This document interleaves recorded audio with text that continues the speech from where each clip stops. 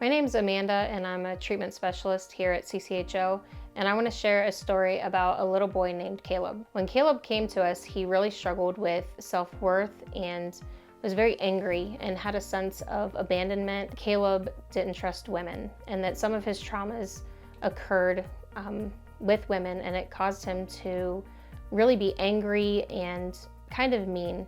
So it took a long time to try to build rapport with him and get him to fully trust.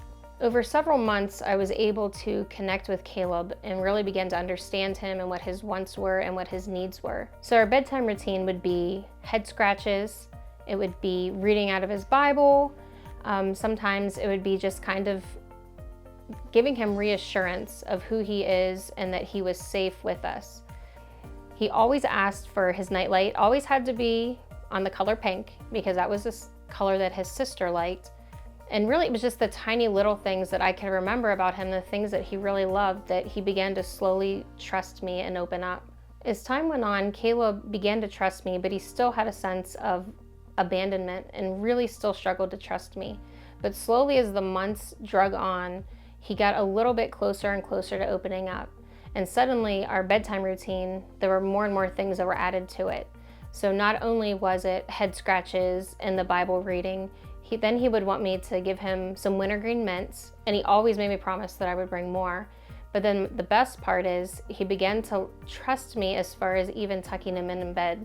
So then he would begin to ask for little burrito tuck-ins, which always became a favorite, and he would giggle, and it was just very, very emotional for me, but it really let me know that he was beginning to have a real sense of wonder, of trust and love. Toward the end of Caleb's time here at CCHO, he slowly began to realize that there was a foster placement potentially for him.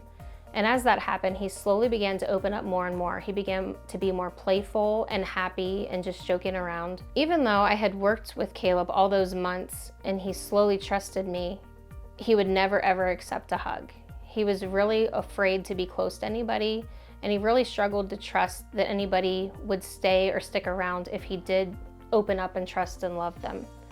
And then one day, finally, I asked him if he'd wanted a hug, and he told me yes. And he came up and he gave me a big hug, and he did it in front of all of his peers and in front of all the staff. And he did it with a sense of pride and wonder, and he wasn't afraid anymore. And I knew from that moment on that Caleb was going to be just fine. I knew that he really had worked through a lot of his trauma here, and that he was going to be able to have a happy, fulfilling life. If you'd like to help a child like Caleb, please consider donating to CCHO. We do so much more here than just help children. We really help them realize what their true worth in Christ is and really help them to be successful in life.